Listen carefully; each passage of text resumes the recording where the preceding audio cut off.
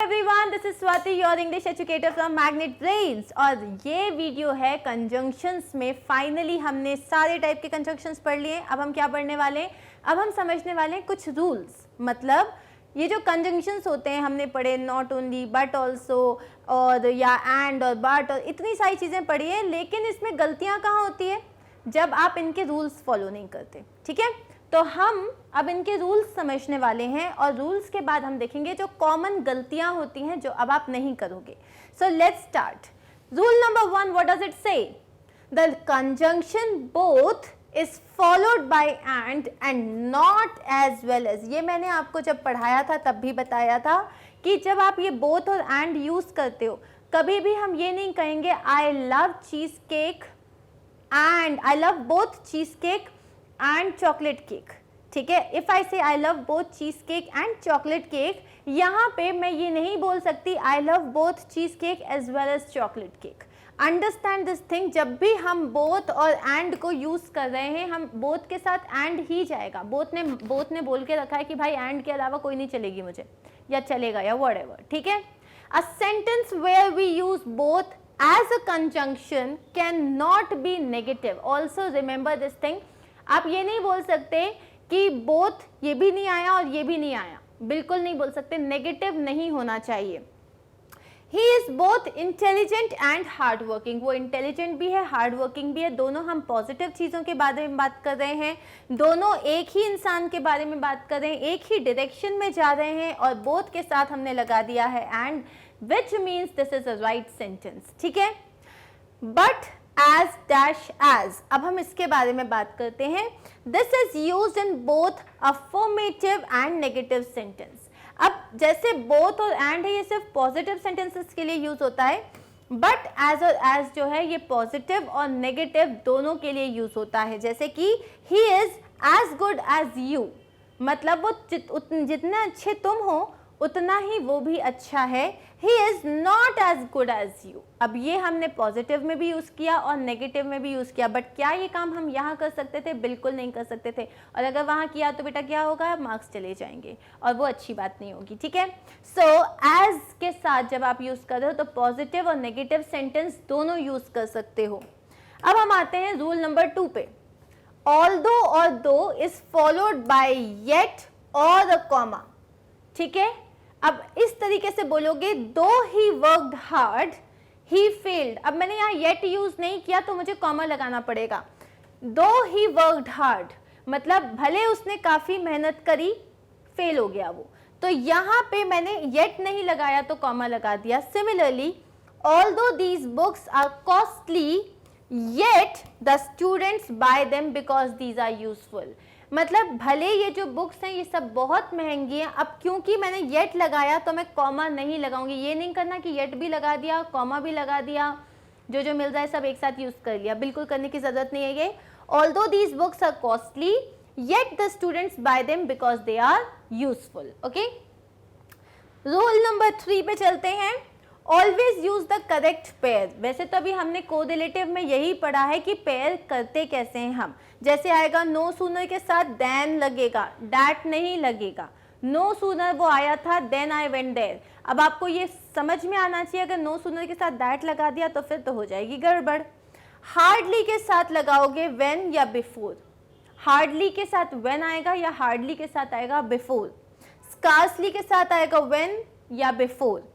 बेयरली के साथ आएगा व्हेन और बिफोर। और ये सब के सब वर्ड्स पॉजिटिव हैं या नेगेटिव हैं? ये सारे के सारे जो वर्ड्स होते हैं ये आपके नेगेटिव होते हैं। ठीक है, जैसे कि no sooner had he solved the riddle then he was uploaded. जैसे ही उसने रिडल सॉल्व किया, जैसे ही उसने वो पजल को सॉल्व किया, ही वाज अपलॉडेड मतलब उसके लिए तालियां बजाई गई। ये क्या हो गया? No sooner. अब हार्डली, बेयरली, हार्डली, स्कार्सली और बेयरली, ये सब हैं आपके कौन से वर्ड्स? नेगेटिव। हार्डली का मतलब क्या होता है? जैसे कि उसने हार्डली कोई काम किया है, मतलब उसने ना के बराबर काम किया है। ठीक है, सिमिलरली स्कार्सली का मतलब बहुत ही कम, बेयरली का मतलब भी बहुत ही कम। Hardly had I come out of the room. ठीक है, I saw him leaving too. मतलब जैसे ही मैं रूम से बाहर निकला, मतलब हार्डली हैड आई कम, मैं पूरा निकला भी नहीं बाहर, मैंने देखा कि जो मेरा डॉग है वो भी बाहर आ गया है। ठीक है, ऐसा होता है ना, जिनके घर में भी पेट्स हैं उनको बहुत अच्छे से पता होगा। आप कहीं जा रहे हो, आपका जो डॉग होता है, आपका जो भी पेट होता है, वो आपके साथ पीछे पीछे आ जाता है। सो hardly had I come out of the room, मतलब मैं पूरा आया भी नहीं था। Okay, similarly scarcely had he asked the question when Agnes slapped him, मतलब scarcely had he asked the question, उसने पूरा क्वेश्चन किया भी नहीं था, एग्नेस ने दिया उसको एक रख के, मतलब उसने कोई तो स्टूपिड क्वेश्चन किया होगा या कोई अनोइंग क्वेश्चन किया होगा, तो एग्नेस ने क्या किया, शी स्लैप्ड, फटाक। Okay, next, barely had he bought the car before it was stolen, मतलब उसने अभी कार खरीदी ही नहीं थी, जुम्मा उसको 2 दिन हुए थे और उसकी कार चुरा ली गई। ठीक है, तो अभी किश्त भरना उसने स्टार्ट भी नहीं किया था, उसकी कार जो है वो चोरी हो गई। तो यहाँ barely मतलब barely had he bought the car, मतलब उसने कार सही तरीके से खरीद के बेचारा घर ही लेके आया था, उसको एक्सरसाइज भी नहीं किया था और कार तो निकल ली। ओके, नाउ हार्डली, स्कार्सली और barely ये सब क्या है, नेगेटिव चीज़ों के बारे में जब आप बताते हो तब हम यूज़ करते हैं। Do not use not, no, never with the clause containing these words, अगर ये वर्ड्स आप यूज़ कर रहे हो तो नो, नॉट, नेवर, डोंट, ये सब don't use. Okay, if a sentence starts with a negative word, अगर कोई सेंटेंस नेगेटिव वर्ड के साथ स्टार्ट हो रहा है, यूज इन्वर्शन फॉर्म, जैसे कि हमने बोला था नो सूनर, नो सूनर। अब ये जो वर्ड है ये स्टार्ट ही एक नेगेटिव वर्ड के साथ हो रहा है, तो तुम्हें इन्वर्जन फॉर्म यूज करना पड़ेगा, मतलब नो सूनर आई हैड नहीं बोलोगे, तुम क्या बोलोगे, no sooner had I left the house. ठीक है, तो ये एक नेगेटिव वर्ड है और इसके साथ आपको इन्वर्ट करना पड़ रहा है। सिमिलरली आप इधर देखो, क्योंकि हार्डली एक नेगेटिव वर्ड है, आपने आई हैड नहीं बोला, हार्डली आई हैड कम नहीं बोला, hardly had I come out. Similarly scarcely had he asked, barely had he bought, तो यहाँ पे इन्वर्टेड वर्ड्स यूज करोगे। ठीक है, क्लियर। अब हम आते हैं नेक्स्ट रूल पे, rule number 4, there is a word lest. ठीक है, लेस्ट मतलब होता है कि यहाँ पे आप बोलोगे lest anyone doubt my story, lest मतलब यू नो कम, कोई नहीं। ठीक है, lest is followed by should और first form of verb, lest एक नेगेटिव वर्ड है, do not use not, never, no with lest. अब लेस्ट के साथ भी of course it's a negative word, आप इसके साथ कोई भी एक और नेगेटिव वर्ड यूज करने की गलती नहीं करोगे।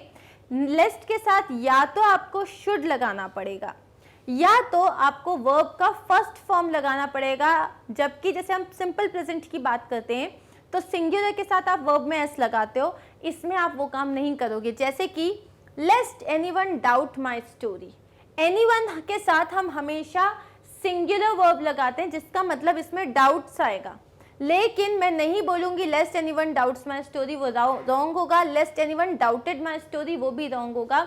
अगर आप लेस्ट यूज कर रहे हो तो मान के चलो आपको वर्ब का जो बेयर फॉर्म होता है, एकदम जो ओरिजिनल फॉर्म होता है, सिर्फ वही लगाना है और कुछ नहीं। Walk carefully lest he should fall, मतलब केयरफुली वॉक करो अदरवाइज क्या होगा, वो गिर जाएगा। Walk carefully lest he fall. ठीक है, तो ये दोनों सेंटेंसेस आपके करेक्ट हैं, या तो लेस्ट ही शुड फॉल और या तो सिंपली लिख दो लेस्ट ही फॉल। नेक्स्ट रूल क्या है, rule number 5, until is time oriented and unless is action oriented।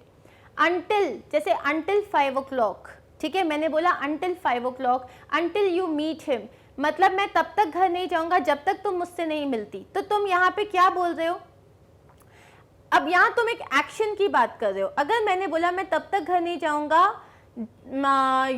शाम तक घर नहीं जाऊंगा, तो मैं यहाँ टाइम की बात कर रही हूँ। अगर मैंने बोला जब तक तुम मुझसे माफी नहीं मांगती, यहाँ एक एक्शन की बात हो रही है। तो जहां भी आप टाइम की बात कर रहे हो वहां यूज करो until, जहां एक्शन की बात कर रहे हो वहां पे यूज करो unless। ठीक है, until और unless ये भी नेगेटिव वर्ड्स हैं, इसका मतलब इनके साथ भी नो, नॉट ये सब नहीं आएगा।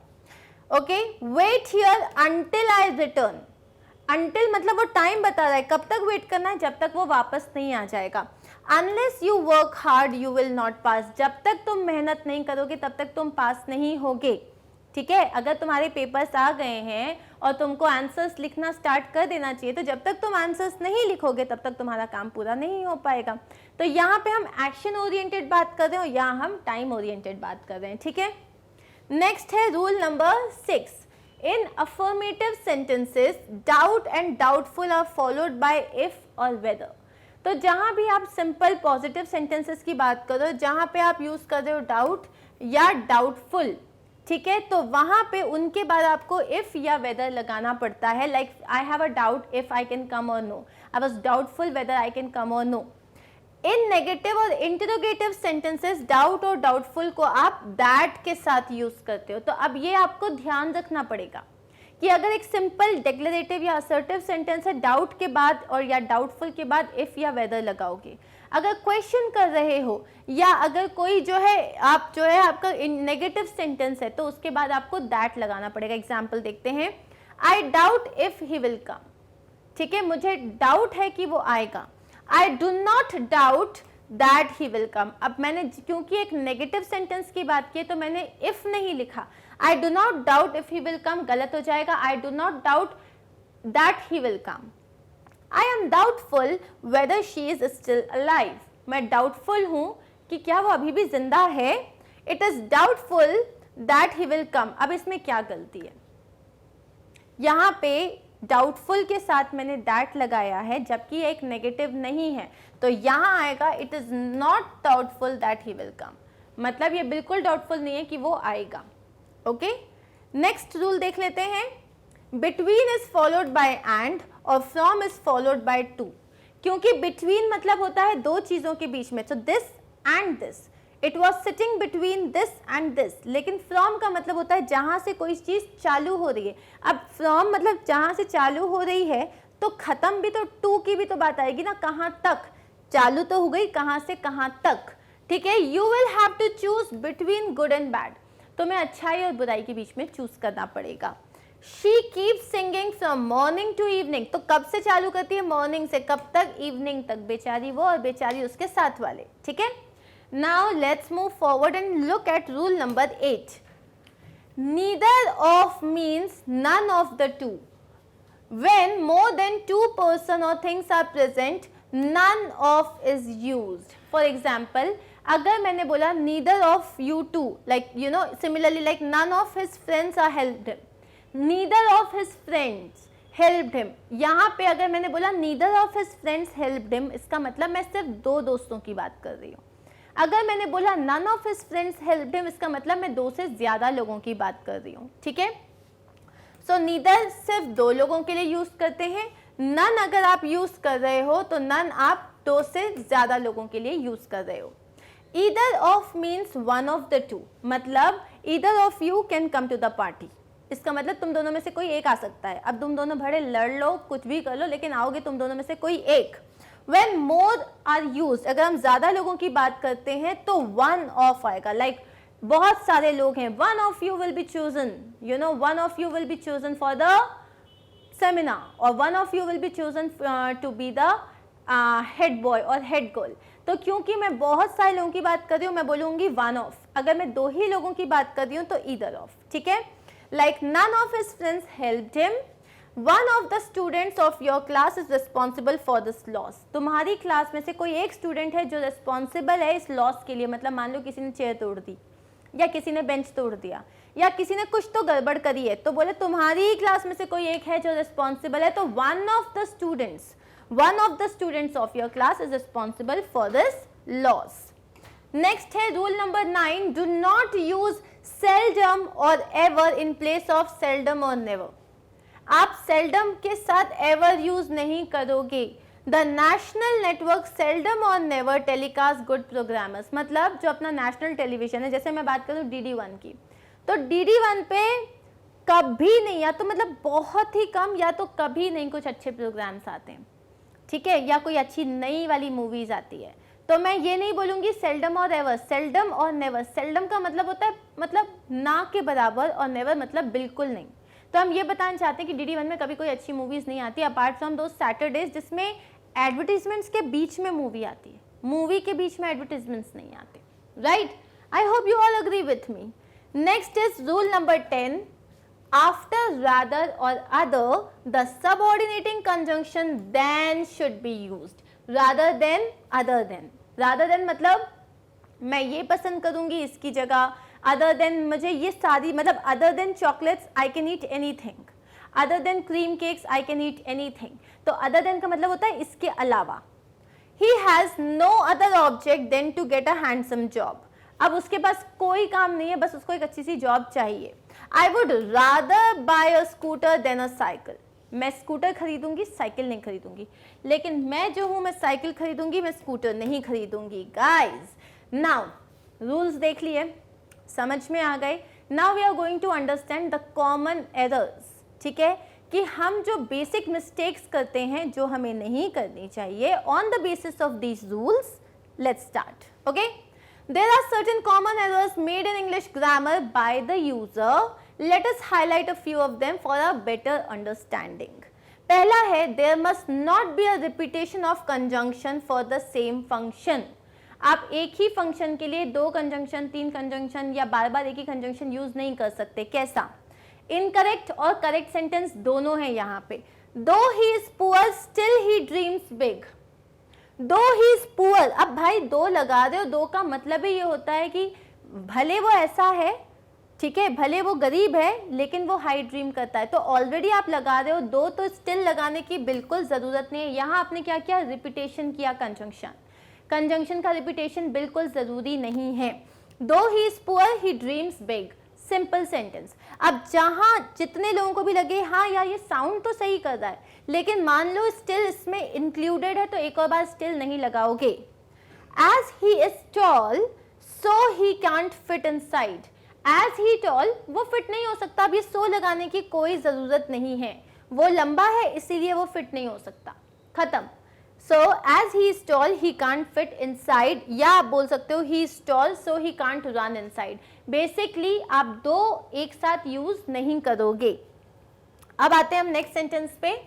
As I rang the bell, at that time he opened the door. As I rang the bell, as का मतलब ही होता है जैसे ही मैंने ये काम किया दूसरा काम हुआ। अब तुम यहाँ क्या बोल रहे हो? जैसे ही वो हुआ उसी समय पे कुछ और हुआ। अब ये जरूरत नहीं है इसकी, भले हम हिंदी में ऐसे बात करते हैं जैसे ही मैंने दरवाजा खोला ना उसी वक्त उसको आना था, लेकिन हम ये इनकरेक्ट है। जैसे ही मैंने दरवाजा खोला वो आ गया, ये अपने आप में कंप्लीट सेंटेंस है, तो तुम्हें एट दैट टाइम लगाने की कोई भी जरूरत नहीं है। As I rang the bell he open the door. Okay, next one is though he is fat still he runs fast. Again though के साथ स्टिल नहीं आएगा। Though he is fat he runs fast. As he is fast so he can't run fast है। अब as he is fat, sorry, ठीक है, as he is fat so he can't run fast, क्योंकि वो मोटा है वो बहुत ज़्यादा जल्दी बहुत ज़्यादा फास्ट दौड़ नहीं सकता, तो ये so आप नहीं लगाओगे। as he is fat he can't run fast, clear? Next, as I took aim at that time he shook my arm. as I took aim, As I took aim मतलब जैसे ही मैंने निशाना सीधा साधा उसी टाइम पे उसने मेरा हाथ हिला दिया, ठीक है। और ये आगे की इसमें स्टोरी नहीं लगी है, फिर जैसे उसने हाथ हिला दिया तो घुमा और उसने एक उसको रख के दिया। हमने ये आगे की स्टोरी नहीं लिखी है, तो यहाँ पे एट दैट टाइम बिल्कुल नहीं आएगा। क्या आएगा? As I took aim he shook my arm. Cool. Next sentence क्या है? नेक्स्ट देखते हैं जो आप बेसिक गलतियां करते हो। यहाँ तो हमने क्या समझा? जहाँ आप एक से ज्यादा कंजंक्शन यूज करते हो, ठीक है। Since the conjunction because is enough to join 2 sentences, therefore becomes unimportant. Since I'm unaware about the project, you should not do it. अब ये बोलने की बिल्कुल ज़रूरत नहीं है that since I'm unaware about the project, therefore you should not do it. Understood? क्योंकि since का मतलब ये होता है क्योंकि मुझे नहीं पता है, तुम्हें ये करने की ज़रूरत नहीं है। So because he was not hungry therefore we ate without him, ठीक है। अब तुम अगर ये बोल रहे हो तो सिंपली बोलो because he was not hungry therefore हटाओ we ate without him, that's it. because he was not hungry we ate without him.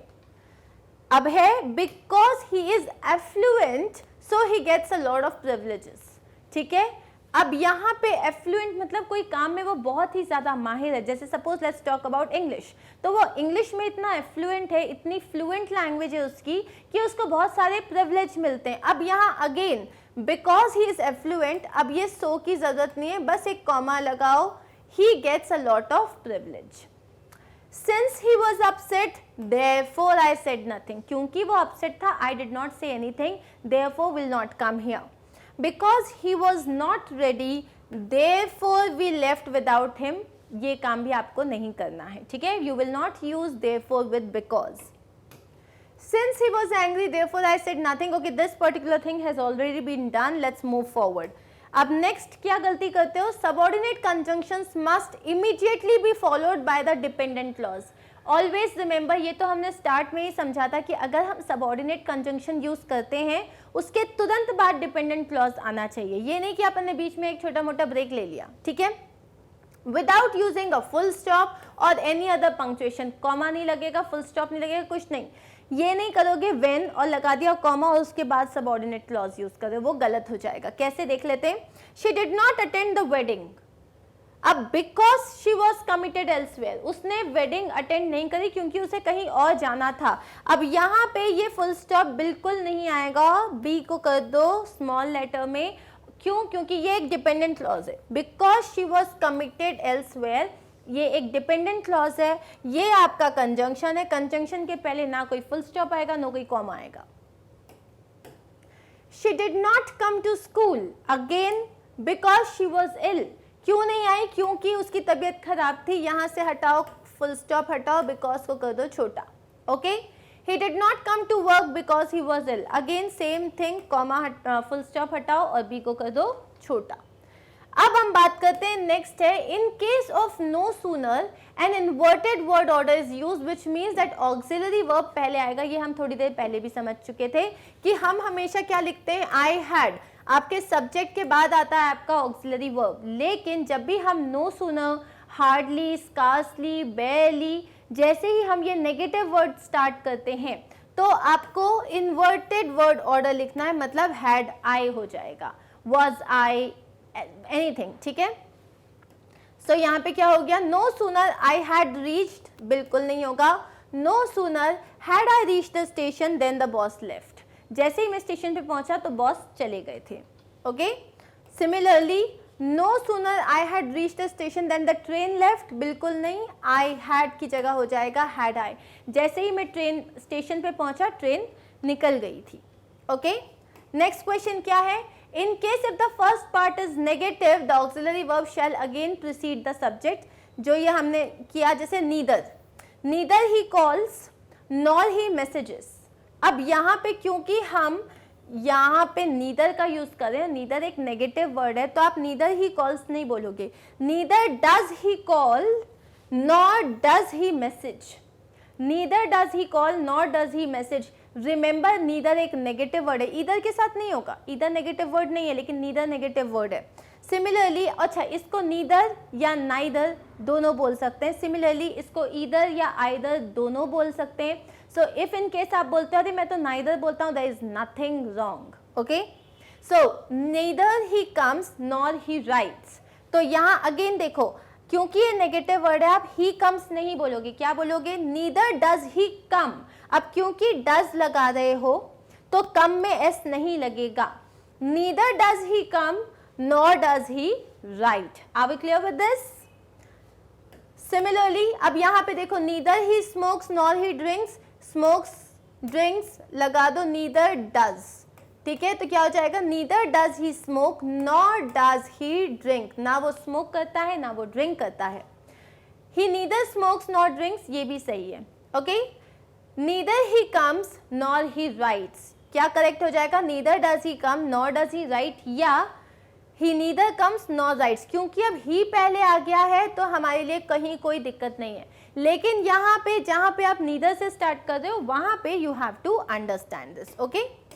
Next one क्या है, when the second clause gives an information which is sudden or unexpected but must be use instead of and, मतलब जो आपका dependent clause है, ठीक है, जो आपका डिपेंडेंट क्लॉज है, अगर वो बहुत ही सडन या कुछ अनएक्सपेक्टेड सी इंफॉर्मेशन दे रहा है तो आपको बट यूज करना चाहिए इंस्टेड ऑफ एंड। ठीक है, मतलब आपको कुछ एकदम से अचानक से कुछ हुआ है, जैसे कि their front door was ajar and there seem to be nobody at home. अब ये सरप्राइजिंग है कि उनका दरवाज़ा जो था वो खुला हुआ था, ऐसा लग रहा था कोई नहीं है घर पे। तो क्योंकि एक सरप्राइजिंग है, अनएक्सपेक्टेड है, तो आप एंड यूज नहीं करोगे, आपको बट यूज करना है। देयर फ्रंट डोर वाज अजार, अजार का मतलब होता है खुला हुआ था। ठीक है, पूरा नहीं खुला हुआ था, थोड़ा सा खुला हुआ था। But there seem to be nobody at home, तो यहाँ हमने क्या यूज किया, हमने बट यूज किया। Why? Because this is an unexpected situation. ठीक है, क्लियर? अब नेक्स्ट है, जब भी आप क्वेश्चंस की बात करते हो, आप इंटरोगेटिव कुछ भी क्वेश्चन कर रहे हो, तो आप उसके आगे दैट यूज मत करो। मतलब जैसे कि तुम कहाँ जा रहे हो, कहाँ, ये, why, whether, when, you know, ये सारे क्वेश्चंस अगर हैं, आप उसके बाद दैट मत लगाओ। बहुत सारे बच्चे हैं जो स्पोकन इंग्लिश में मतलब बात करते टाइम भी वो लोग दैट लगाते हैं, जैसे कि he asked that what was my name, उसने पूछा कि मेरा नाम क्या था। He asked that what was my name. अब यहाँ पे बिल्कुल ज़रूरी नहीं है कि आप दैट लगाओ, आप सिंपली क्या बोलोगे, he asked what my name was, he asked what my name was. अब यहाँ पे आपको क्या करना है, जो आपका हेल्पिंग वर्ब है वो लास्ट में आ जाता है। He asked what my name was, उसने पूछा कि मेरा नाम क्या था, मेरा नाम क्या था। वाज इज व्हाट, था। ठीक है, वो आ जाएगा लास्ट में। He inquired that where was the office, उसने पूछा कि ऑफिस कहाँ है। ठीक है, यहाँ पे अगेन inquired मतलब उसने कुछ पूछा और where आपका वर्ड आ रहा है, that नहीं आएगा। He inquired where the office was, ये लेके जाओ लास्ट में। और this is the way to speak।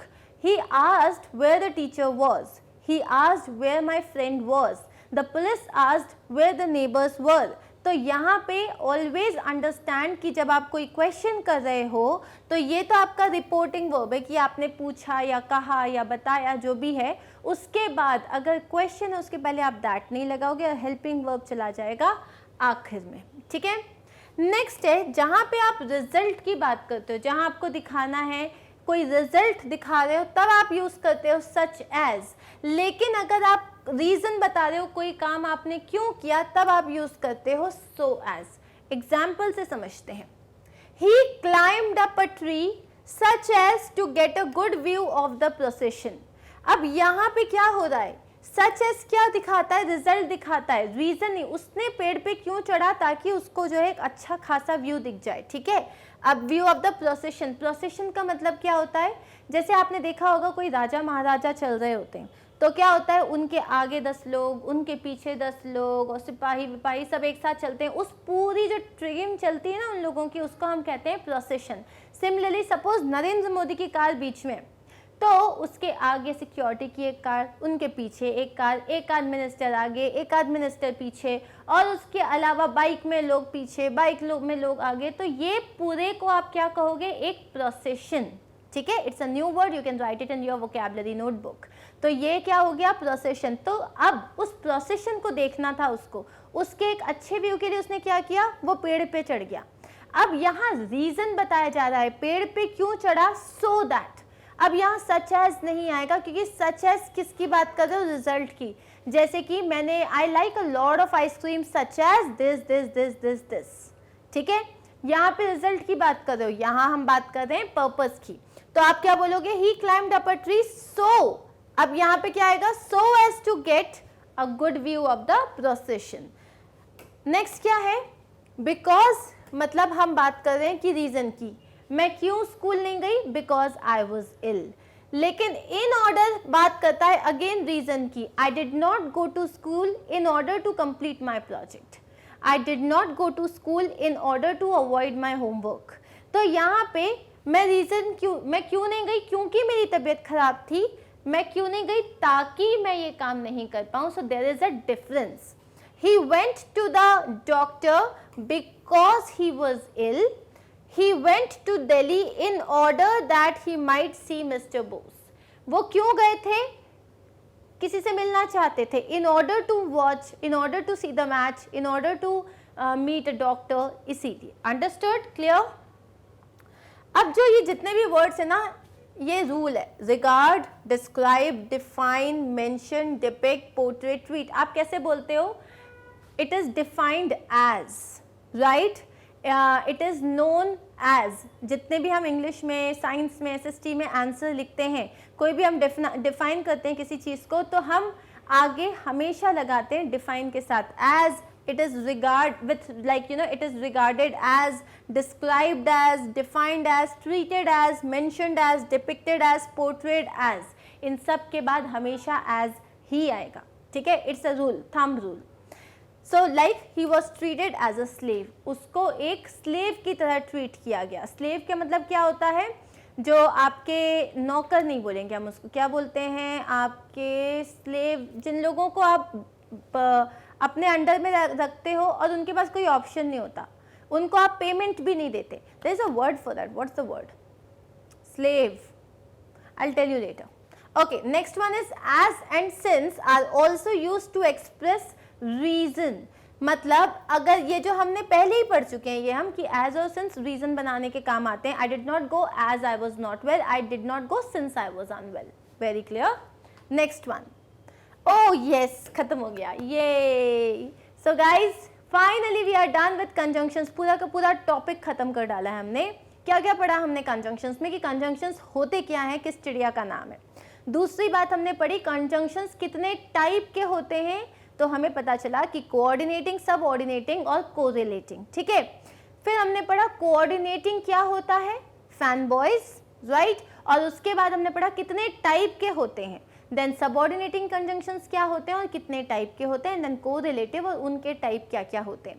Post that we understood कि जो बेसिक कंजंक्शन के रूल्स होते हैं वो क्या होते हैं और जो कॉमन मिस्टेक्स हम करते हैं वो क्या होती हैं, ठीक है. आई होप कंजंक्शंस में अभी कोई डाउट नहीं है, लेकिन of course if you have got any doubts तो please mention it in the comment box. I am going to see you soon with Magnet Brains on this amazing platform. And what are we going to start next? Yes, we are going to start next with conjunctions की exercises for class 4, 5, 6, 7, 8. ठीक है, stay tuned, stay connected. I'll see you very soon. Take care, bye bye.